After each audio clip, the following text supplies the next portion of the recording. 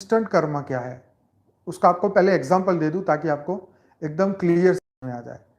तो इसको भी एग्जांपल की तौर पे ही समझते हैं। जैसे आपने आपने अपनी गाड़ी नो पार्किंग में खड़ी कर दी, तो नो पार्किंग में खड़ी कर दी तो उसका चालान आपको तुरंत ही मिल जाएगा और उसका भुगतान जो है आपको तुरंत ही करना पड़ेगा।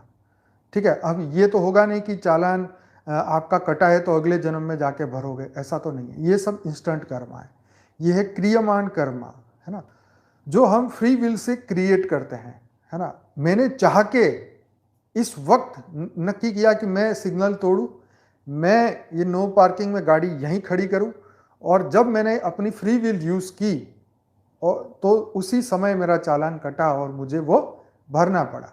तो ये है इंस्टेंट कर्मा। अब देखिए, इसको समझने की कोशिश करते हैं प्रैक्टिकल वे में। क्रियमान कर्म यह कर्म है जो हम वर्तमान में करते हैं, मतलब आज अभी फ्री विल से, अपनी बुद्धि से, राइट। किंतु इसकी स्वतंत्रता हमारे पिछले जन्म के कर्मों से प्रभावित अथवा उन पर निर्भर करती है। अब देखो, ये जो स्वतंत्रता है कि मैं यहाँ पे गाड़ी पार्क करूँ, वो आइडिया मेरे दिमाग में कहाँ है। तो वो ये कहना चाहते हैं कि ये भी फ्री विल जो आप कह रहे हो, लेकिन रियल में वो फ्री विल नहीं थी, वो पिछले कर्म की एक इमेज थी जिसके द्वारा आपको ये नियम तोड़ने का मन हुआ, आपने रेड सिग्नल तोड़ा और आपको चालान भरना पड़ा। ठीक, तो ये यहाँ बताने की कोशिश कर रहे हैं कि ये भी किंतु इसकी स्वतंत्रता हमारे पिछले जन्म के कर्मों के प्रभावित अथवा उन पर निर्भर करती है। अब मैं समझाता हूं इसके लिए क्या करना चाहिए। क्रियमान कर्म ईश्वर प्रदत्त वह संकल्प शक्ति है जो हमारे कई पूर्व जन्म के कर्मों के दुष्प्रभावों को समाप्त करने में सहायता करती है। उदाहरण के लिए वर्तमान जन्म में माना कि क्रोध अधिक आता है, ठीक है। यह क्रोध की प्रवृत्ति पिछले कई जन्मों के कर्मों के कारण बने संस्कारों से बनी है। तो यह समझाने की कोशिश कर रहा है कि कोई व्यक्ति बहुत क्रोधी है तो उसका जो क्रोध है वो पिछले जन्मों के कर्मों के जो किए थे उसके कारण जो संस्कार पड़े थे उसके सूक्ष्म शरीर में, वो संस्कारों के कारण वो व्यक्ति आज भी क्रोधित है। मतलब पिछले जन्म में भी क्रोधी होगा और इस जन्म में भी क्रोधी है। तो अब देखो आगे, यह तो सर्व विविध है कि क्रोध में कितने गलत कार्य हो जाते हैं। ये स्वाभाविक सभी को पता है कि जितने मतलब क्रोध में आवेश में आके बड़े से बड़े बुरे कर्म हमने देखे हैं।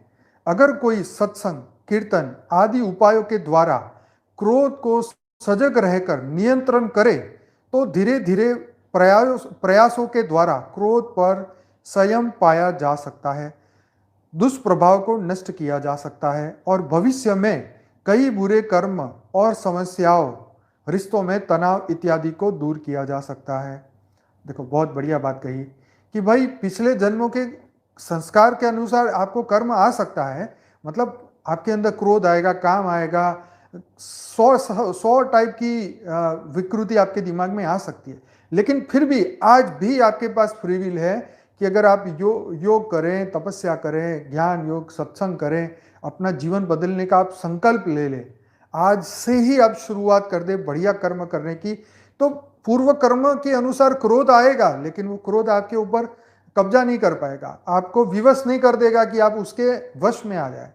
ठीक है, क्रोध आपसे उल्टे काम नहीं कराएगा।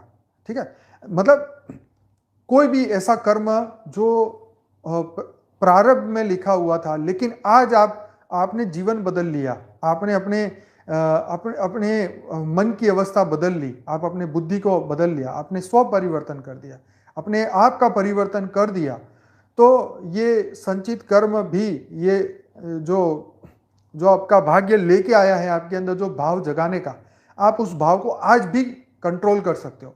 यही ज्ञानी की सबसे बड़ी जीत है, यही योगी की सबसे बड़ी जीत है कि हम ये कर्म को, हमारी फ्री विल को सही तरीके से यूज कर ले, सही तरीके से उसको सत्कार्यों में लगा दें। तो जो पिछले कर्म आने वाले हैं वो हमें दूषित नहीं कर पाएंगे।